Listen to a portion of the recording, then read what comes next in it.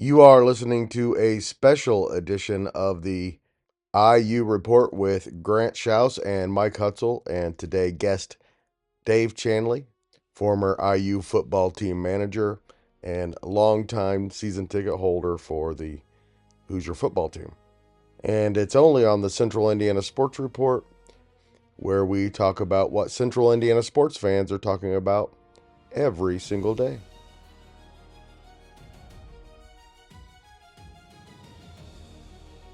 Welcome, IU fans, to the IU Report here on the Central Indiana Sports Report. Grant Shouse here tonight with Mike Hutsell, with our guest Dave Chanley, and guys, and of course Greg Mengelt's here as well. But guys, here's something I learned this week following IU athletics.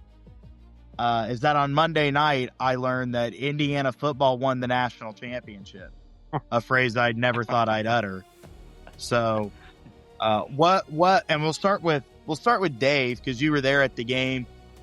You've been a part of this program before. You've been around it for years. Give your initial reaction to Indiana winning the national championship in football. Unreal. Exactly. Unbelievable. But it was believable because I really believe we probably were the best team in the country. I don't think we were the most talented by any stretch. And it was just the whole thing was like a storybook. If somebody wants to write the book, it was 16-0, and you win the game. I'm going to say at the time when we false started, when we had late in the game with about a minute something to go, and we had second and about a foot to go, and we false started, and I thought that might kill us and might get us beat. But I think that played into the script. It made it 100%. even better because then we intercept. A Miami kid intercepts the ball with 44 seconds to go to win the game. It could not have been scripted any better than that. And it's not just that game that could have been scripted any better than that. The entire season, the way they won games, like how they won at Iowa, and then the Omar Cooper, the toe tap against Penn State, and then you finally slay the dragon, conquer the demons, and beat Ohio State in the Big Ten championship. This is something straight out of Hollywood, Mike. And we watched it all year. And again, we said it after on the reaction. But this team every single week did something more unbelievable than the last week, which is just incredible. And the craziest thing to me is I've seen different lists and you and I have talked about it, and it's like trying to rank the best moments and the best plays of the season. And I saw something that Galen Clavio put out of the top moments of the postseason. And for a list like that to come out, and the number 4 play was Mikael Kamara's block punt. How good of a postseason have you had if that's only the 4th most memorable play from your postseason run? Of course, you're going to have the Fernando run that's going to live in infamy for the rest of our lives. You have the Jamari Sharp interception, the game-sealing play of the postseason. And then Grant and I are discussing, he's putting a list together and he wants to rank the top plays, and he has Omar Cooper's catch, 4th or 5th, Grant? Yeah. And it's like, that was the signature catch of all of college football this year. And right now we've only got a chance to rank it maybe 4th overall in Indiana's season. That's just how magical of a season this was. There was just so many different times and so many different moments that you will talk about and we'll remember for the rest of our lives. And it's so improbable. And at the same time, it's it's such a great feeling to look back on this team. Oh yeah. And when you're talking about plays, you left out the Surratt touchdown at Iowa and the Surratt touchdown at Oregon. And both the game Surratt winners. touchdown against Ohio State. So numerous plays. Here's what I think makes this so special is that Indiana did this with guys that So, of course, we're fans. We like our guys, but just so many guys that are just like role models that you would want your kids to look up to. And your quarterback is the poster child for college football. He wins the Heisman.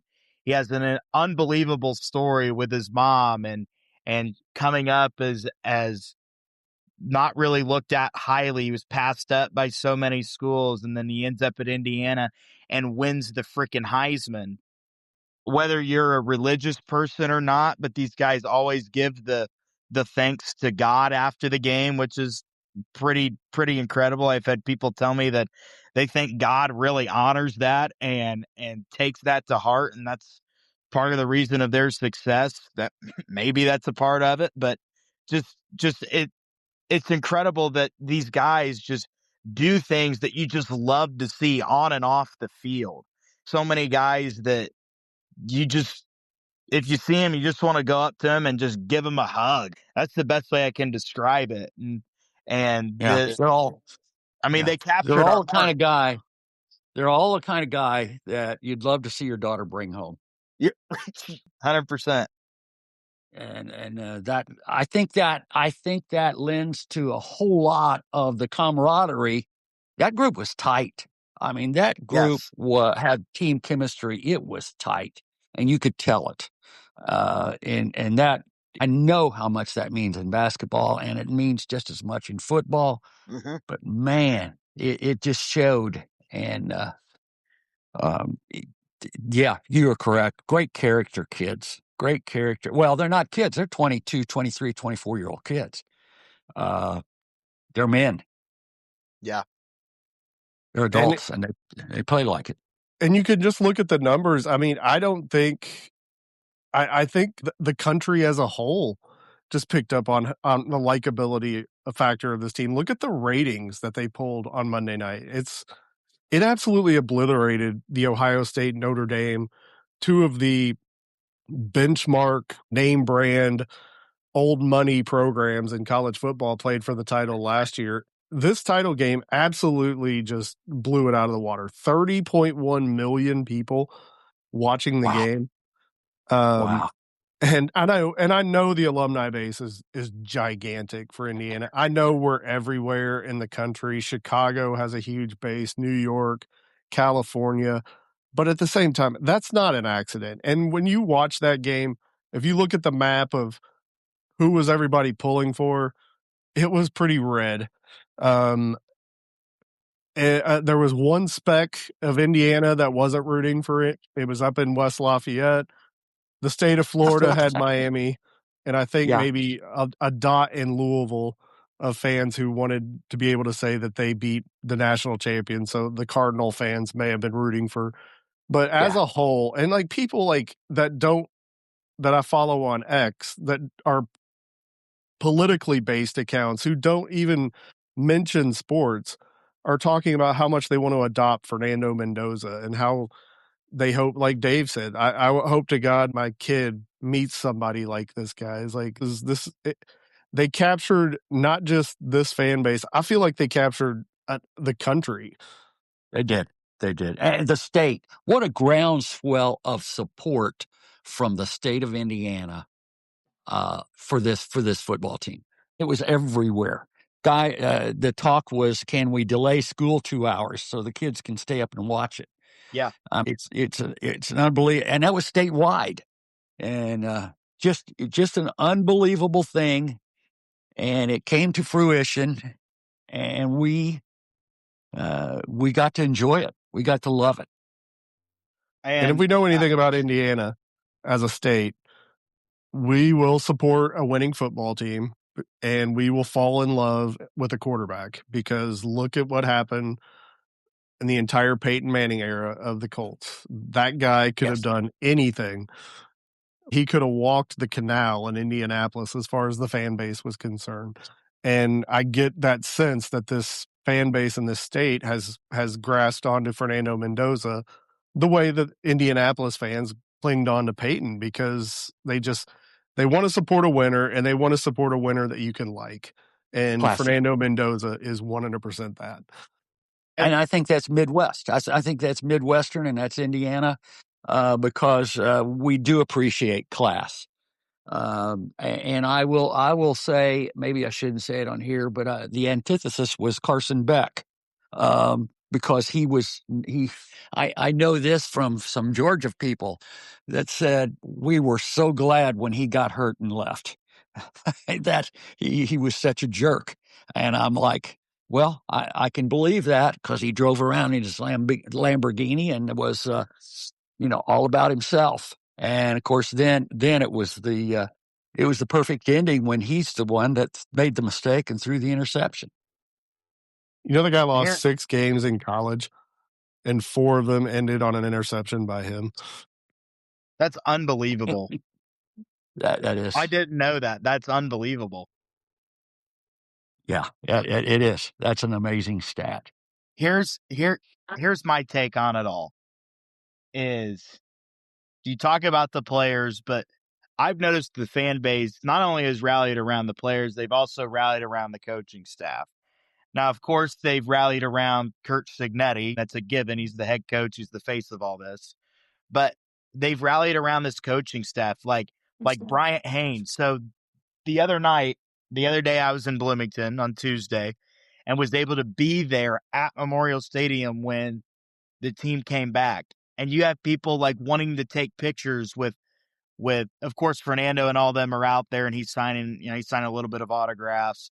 But like people are wanting to take pictures with, like Bryant Haynes, the defensive coordinator, and they're wanting to, get pictures with Mike Shanahan, the offensive coordinator. So like there's so many things, again, that people have just gravitated to because these guys are so likable. They're so fun. It seems like a fun group to want to be around. And this is my take here. And I've seen other people kind of talk about this a little bit on Twitter, is if Kurt Cignetti didn't come in here and do what he did, there's a lot of people that I think leave Indiana and are not fans anymore. I think he saved the athletic department in a way, because if you make a bad hire in football, and of course, I'm not sure anyone they hired would have won a national championship. I think he's the only one that could have done it. Let's say I gotten like Nick Saban, but he, I think, saved Indiana athletics. So many people starting to turn on it because of how the basketball program's been, how the football program's been. People just, I think, we're kind of starting to be done with it. And he completely came in and changed all of that and drew people back in, and everybody's an Indiana football fan now. Yes, Won a national it had championship. Yes, it had become very apathetic, and I think he alluded to that when he was introduced in basketball, and we all heard what he said, and we were all like, "Oh my God!" But he won the students at that point, because the students just loved it. And I'll go back to what I said. I said after last year, I said early, I said he's got to teach us how to win, and I'm not talking about the players. I'm talking about the fans. Yes. Well, he did it. He did it. It's amazing, the groundswell of support. Yeah, you just gotta. And you're right. What a staff! What a tremendous staff. He has said that it doesn't take a genius to really do all of this. It takes the right people, the right commitment, the right players, to do all this. This isn't rocket science. The guy quite literally said after the game, "We just won the national championship at Indiana University. It can be done. Anything is possible. Anything is possible." And this is not just a football story. This is one of the greatest stories in American sports. In the long history of sports in this country, which is the best in the world, this is right up there with the greatest, if not the greatest story in the history of sports in this country that dates 250 years. It's just unbelievable. It is. I agree. The only thing that I would even compare it to, and you guys were too young, was 1980 Miracle on Ice. I've heard a lot of people throw that comparison.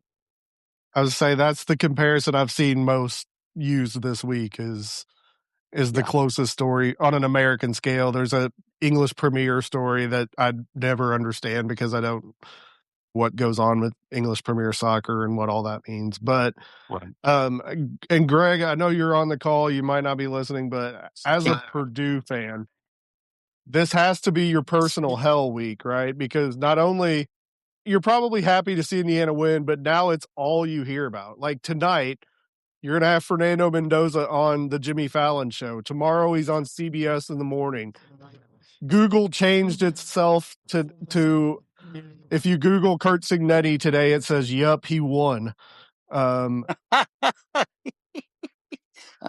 Fortnite has a Fernando Mendoza skin. If you have a teenager, you don't know how big a deal that is. So you can literally go to Chipotle and just say, "I want the Sig Bowl," and they will make it for you. As a Purdue fan, the saturation it's got to be getting a little tiresome, right?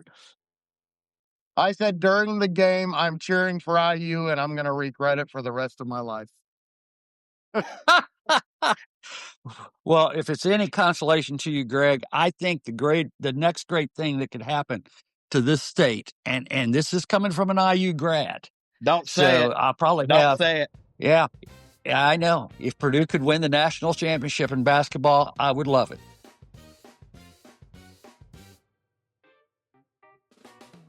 I want to talk about the game a little bit too, because Miami, I am having a hard time between was Miami or Ohio State the most talented team we played all year? I think it's Miami. I don't. Grant texted me during the game and said I didn't realize how good these guys were, and particularly it was about Bain and Messidor. Those two guys are going to be Pro Bowl. They're not just going to be Sunday guys. They're going to be Pro Bowl guys, I think. I mean, and then they had Moten, the big man, and the D tackle. That defense was so much. My question is how they lost to Louisville and SMU. Yeah, exactly. Unreal. Oh, well, you know, both games ended on Carson Beck interceptions. That's part of the reason. But and Malachi Tony, good grief, guys. Everybody loves Jeremiah Smith. I understand why everybody loves Jeremiah Smith. I didn't see a more electric player this year than Malachi Tony. And I watched a lot more Miami games than I probably should have this year. That kid is just magnificent. And Indiana did an amazing job in the first half. Every time he touched the ball, they had three guys that seemed like ready to tackle him. He had like 3 catches for 5 yards at one point. But man, when Miami figured out how to get him the ball in space, it changed. It changed a lot. Yeah, and I think that easily. Let me just say the difference in this game was special teams, without question. We won. We won by special teams. They had a field goal miss. They had a block punt. We score on the block punt. Our punter punted them deep twice inside the 20 and had a great night of punting all night. We made no mistakes. Our kickoff coverage was stellar. It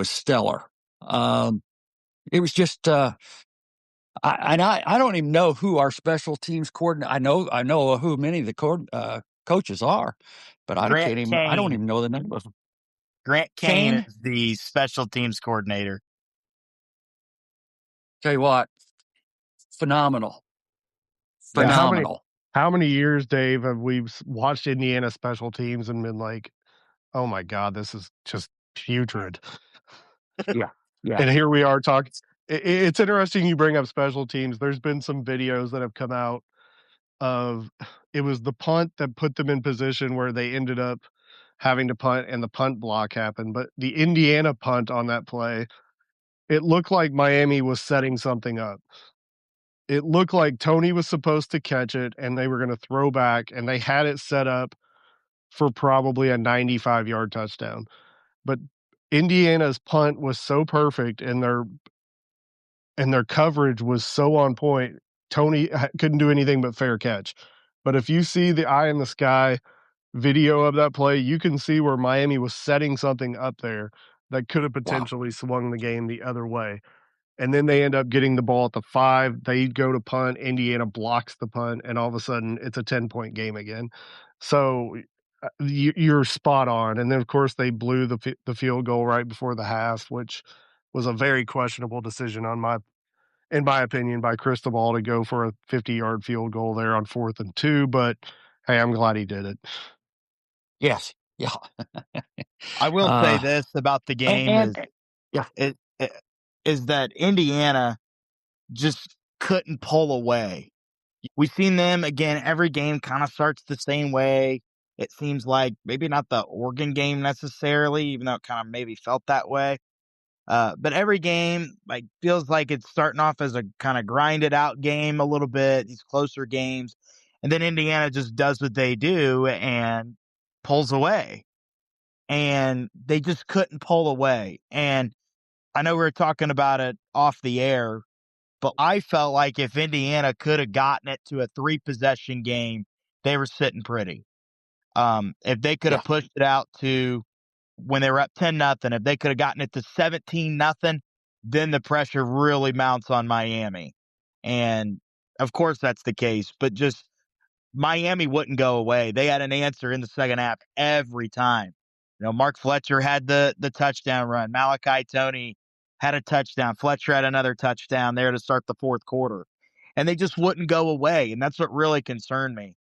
I knew Indiana might be in trouble. This is the play that gets overlooked, but I knew they might be in trouble again, having trouble moving the ball. And on 3rd down and short, they throw a little dump pass over to Surratt, and he drops the ball. He kind of drops the ball. Yeah. And I'm thinking, man, he makes that catch every single time. He makes that grab every single time and just didn't right there. That's when I thought, okay, we might be in trouble. And what's crazy is that again, Indiana faced pressure in this game and kind of had its back against the wall, but never trailed. They never trailed in that game. They never trailed in a college football playoff. They didn't trail any of the 3 games. No, not That's at all. true. That's wild. I'll go back to kind of the theme here. That was the first time in 2 years almost where I felt like some of the ghosts of Indiana past in football were creeping up on. Because like Grant said, Elijah Surratt has caught that ball 99 times out of 100. And in the biggest moment, he drops it. And go back to what Dave mentioned. 2nd and 1, 2nd and a foot, essentially. Indiana's been so buttoned up all year. They don't do pre-snap penalties. They get that false start. It goes to 2nd and 6. And they don't get that first down. They get that first down there, the game was over. Miami was running out of timeouts. They could have just milked the clock and it would have been over. So, and I texted one of my good friends. I said, God, I hope that we're not talking about that Carter Smith false start for the next 50 years. And for a moment there, I kind of was wondering because Miami got the ball. They got the roughing the passer call on what would have been a 3rd and 10. It let them extend the drive. They got the ball into Indiana territory quick. And thank goodness for a perfect Signetti calls the timeout. And if you listen to Miami fans, he was eavesdropping on Miami's headphones because Indiana had hacked into their system. So he knew what play was coming and called the perfect coverage there on that deep route. And Beck made the mistake that he shouldn't have made, but he tends to make. And thank goodness. The game-sealing interception with Jamari Sharp, where you mentioned earlier, Mike, you have never made a noise like the one you did when Mikael Kamara blocked the punt. I have never made a noise like the one I made when he intercepted that ball. I mean, just jubilant. Honestly, I think a lot of it was, and you guys probably felt this too, was just not only, again, you're thinking, oh my God, we just won the national championship, but you're also thinking a sigh of relief. Just, wow, you finally got the monkey off your back there. And what's crazy about all this, it's not like this was built in like 5 years and in year 3 they got to the semifinals and got beat, and then next year got in the playoffs, was an early exit. Then in year 5 or 6 of this Signetti takeover, they finally exercised the demons and win the national championship. No, this was right here, right now. And I've sat back this week and thought to myself, oh my gosh, we won the national championship. And then I think to myself, oh my God, we just won the national championship and went 16-0 doing it. I want to comment that is winning the national championship's one thing, but we went 16-0. 16-0, beat Oregon twice, beat Alabama, beat Ohio State, beat Miami. I mean, what other names were there out there to beat? And we did it. Just amazing. Just amazing. I also want to go, if we roll back to that game, and it's fourth and the first fourth down where we decided to go for it. And I think we were on the 35-yard line. And I'm sitting there thinking, wow, it's too far for a field goal. Maybe we could punt it to ball, little pooch punt down to the 10. What are we going to do? And he goes for it. And Charlie B from Tennessee with the big catch. Charlie B. Love the guy. Yeah. I mean, maybe my favorite player out of all of them. That play is got to go down. When we list top 10 plays, that's one of them. Of course, we probably got 20. Grant, what I say, Grant, you got to get Charlie Becker on that list. Yeah. I kind of forgot about it. Yeah. That's how many great plays there were, is I almost forgot about it. And then, of course, fourth down and the perfect play call. The perfect play call was the play, of course, that we've talked about that will live forever. It will be, I don't know how many times. I would love to see that. But at first I thought, get the first down. And then I saw he's got the first down. He scores a touchdown. I mean, it was just amazing. At one point I'm like, just go down. Let's not fumble. And then he just kept going. I was like, oh my God, this is the greatest play in the history of our program. And I was telling him to go down early. Yep. I saw a tweet that perfectly encapsulates Indiana football as Michael Penix reached so Fernando Mendoza could dive. I think sums it up. Yeah, I remember that. I'm gonna throw out a couple of stats here that might fool some people. We're thought of as a really, really big time passing school now. I figured it up, and during the season, we actually ran the ball 60-40, 60% run, 40% pass. For the playoff, the college football playoff, it was 65% run, 35% pass. I believe it. And we ran on the season 1,065 plays and lost one fumble. Unreal. And it was in the second quarter of the season. Just unbelievable. It's stuff like that you say, we say we don't make mistakes, but that's unbelievable. 2,000-yard rushers and neither one fumbled the ball. Well, you mentioned Indiana being a passing team, Dave. They ended the season with 2 1,000-yard rushers, believe it or not. The question I want to ask you guys now is, as lifelong fans, this may be the easiest answer. Where does this rank in your Indiana fandom in its history? Because for me, it's number one. Not sure it'll ever be touched. I don't think that I could possibly. I was alive for the shot in '87, and that's one of my first core memories of being a sports fan was that shot. But at the same time, just how unexpected this was, just how out of nowhere. All the time that I'd spent watching this program just trip over itself. And just like we've talked about, just such a likable group that came together at the perfect time. It's not just an IU moment for me; it's an all-time sports moment for me. And I thought, being an Eagles fan, nothing would beat the 17 Super Bowl for me, but Super Bowl 52. But this was just so out of nowhere. I felt like the Eagles was a win, not if.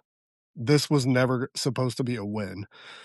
This was you laughed if you mentioned Indiana as a national champion in football, and now here we are. I will piggyback on that with this came out of nowhere, but from my viewpoint, having been an IU fan since I could tell stories on here that you guys, it would mind boggle people that since I was 8 years old watching IU games. This is, I don't know if this can ever be topped.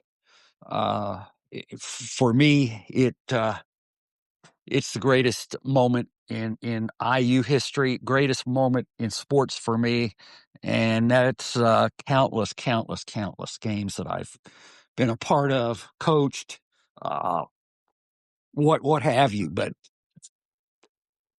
this is just, I can't even. I don't think there are adjectives that can really describe how happy I am about this whole thing. I hope one day that, look, because let's face it, there's 3 generations of us here that have been around it for a long time and have watched IU. And me being the youngest, this is something that I'll tell my grandkids about at some point, hopefully. And hopefully they'll be like, "Oh, which one was that, Paw? Was that the first one, or was like that the most recent, the 10th one?" I hope this is something that we get to experience all the time. And maybe it is. Maybe this is there's a changing of the guard, and college football in Indiana is now the king of the sport. And there's a lot of these, quote unquote blue bloods that are starting to die out. I just don't think Notre Dame is as relevant as it once was. I think at some point here in the next half a decade or 10 years that Ohio State may not be as relevant as it once was. Alabama's definitely not as relevant as it was at the beginning of the decade here. You can see that starting to trend downward. Maybe this is Indiana's time. Maybe Indiana is now going to be the face of college football. They obviously already are at the moment, but I'm not just talking about for the 2025 season. I'm talking about like for years to come. This is the first of the new trend. And I've seen people ask the question, like Josh Pate, who does a college football show. I don't know if you guys have ever seen him. Dude's a clown and picked against Indiana all year, but ate his crow and owned up to it the other day. But he asked, and he's got a point. Is this the new wave where, like, you're going to start seeing teams like Minnesota or UCLA or Arkansas start winning national championships? Probably not, but you do kind of beg the question there. It does beg the question, is this the new wave of college football, what Indiana's doing? Is it the new way the game is played, the way it's coached, the way you get players, the way you recruit? Is it that way, or was it just all of the above, all done a tremendous job by Kurt Signetti and his coaching staff is the question nowadays. I'll tell you what, if you're a wealthy alum at any school right now, if you don't have any interest in NIL, you better be changing your phone number, because the pressure is being turned up for these NIL programs and these mega boosters. Not just Indiana. We saw what Texas Tech did with all the oil money this year. Southern Methodist has kind of upped their program stature over the last few years because of NIL money. NIL's changed everything, man. The SEC used to get away, and Nick Saban's walked away from it because he knew he wasn't going to be able to pay 4 stars to sit on the bench, and now everybody was going to be doing it. And so yeah, if you're a big donor, change your number, because the heat's on you right now. I know down at UK, people are already talking about Joe and Kelly Craft. We need some money from you. But they're like, they've only got $2 billion, whereas Mark Cuban's got 8. And it's like, we're now comparing how many billions these people have. If I could circle back to one thing when we talk about memories and rankings and things of that nature, and Dave, you're a parent, you're a grandparent now. This is the first moment for me where I can see a sport kind of just completely grab my son's attention. And I think that's part of what makes it even more special to me is being an Indiana fan. I've tried to raise this kid as an Indiana fan. He's 14. He's never seen Indiana win anything. He was like 6 months old when the Watt shot happened. That was his big moment as an Indiana fan. And I almost threw him through the ceiling because I was holding him when it happened. But now we're talking, he's talking to me about Indiana football. That never happened before. And that's just, as a parent, I think that's part of what made it a little more special to me, is now it's something that is grabbing my son's attention, and it's something that we're going to share. And we had the opportunity to do the Atlanta trip together, and I'll never trade that in for anything that ever happened in my life. Was going to that game with him. So I think that's part of what maybe makes it a little bit more special for me, is because this is just growing an entire new generation of Indiana fans that were never there because they never had a reason to be until now. The president of the university spoke of that on the McAfee show the afternoon, Monday afternoon before the game. Something similar, because she said we usually receive about 40,000 applications nationwide for to enroll at IU as freshmen, and the cutoff is around 10,000, 8,000, something like that. She said this past year we had 70,000. Wow. She attributed most of it to the publicity and what have you around Indiana football. I believe it. And I think, yeah, and the campus. Good Lord. I think that whole campus, you got geeks that now know about football. And It's amazing. I kind of want It's to amazing. piggyback off that, Dave. The guys at the upstairs pub knew what they were doing when they invested their money in that place right now, because what a time to own a bar in Bloomington. Yeah. Go ahead, Grant. Well, you were going to comment too.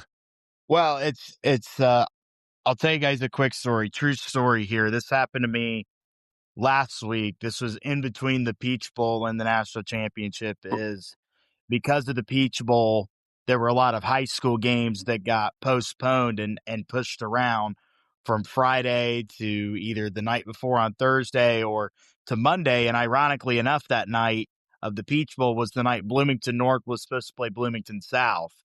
And in basketball, of course, boys basketball. And so they moved the game. Is at Bloomington North. They moved the game to the following Monday. So this would have been 1 week to the day before the national championship.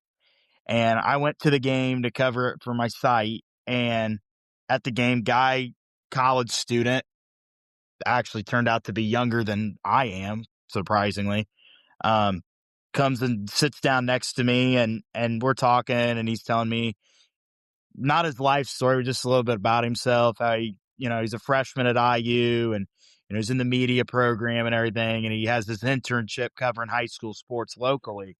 And so I asked him, I go, "So where are you from?" And he goes, "Oh, I'm from Virginia." I said, "Oh, yeah, really?" And I said, "So how far did you grow up from James Madison?" He goes, "Actually, I grew up a James Madison fan and was a Kurt Signetti fan for a long time. And because of him coming to Indiana, he's a freshman at Indiana.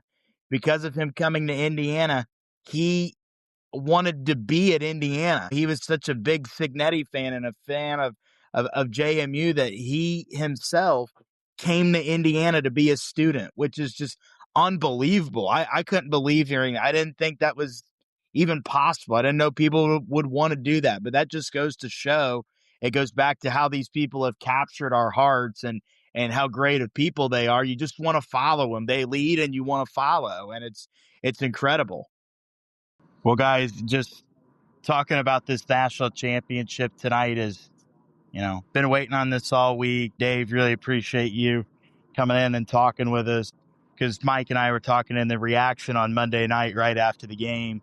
He said he wanted to hear your reaction because you're at the game. You've been around this program, and just had to be a neat experience for you personally. And yeah, I just really appreciate you joining us here, and glad you got to experience all that. Well, I appreciate you guys having me. I really enjoy these talks, and yeah, it was the greatest IU experience of my life. Mike, any final And thought? well, not to bring you down, Dave, but you're more than welcome to join us anytime we're talking about the basketball team if you don't want to talk about a great experience in your life right now. So I'd love to talk about that because I'm a DeVries fan. I'll just let you know that I know the guy can coach. I'm in his corner. I'm not a DeVries hater whatsoever at all. It's just right now the program is so off the radar of everything with Indiana. It is. So, but now, Dave, I am, like Grant said, I wanted, I know there was no way for us to have you on Monday night, and I understand that, but I am glad that you joined us here today, and we got to talk this over. Um, there's going to be a lot of things that we can talk about in the upcoming days and weeks. We can talk about transfer portals and assistant coaches leaving the day after, and Alberto's gone, and NFL draft will be coming up. Is D'Angelo Pond's going to sneak into the second or first round possibly? But at the end of the day, right now, we just get to keep saying it. And they're not going to take it away from us. The Indiana football team is the national champions of college football. Yes, I agree, 100%. I can back that. That was awesome. Thanks so much, Mike, Grant, and Dave, for doing that podcast. And thank you so much for listening. Please share it. Help us continue to grow and thrive. Always appreciate it.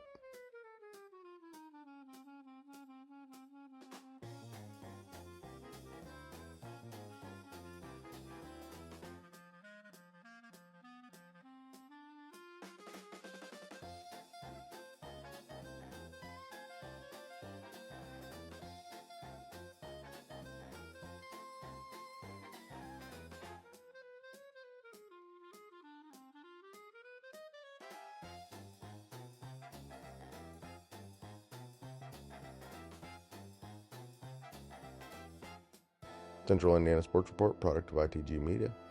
And I love Susie.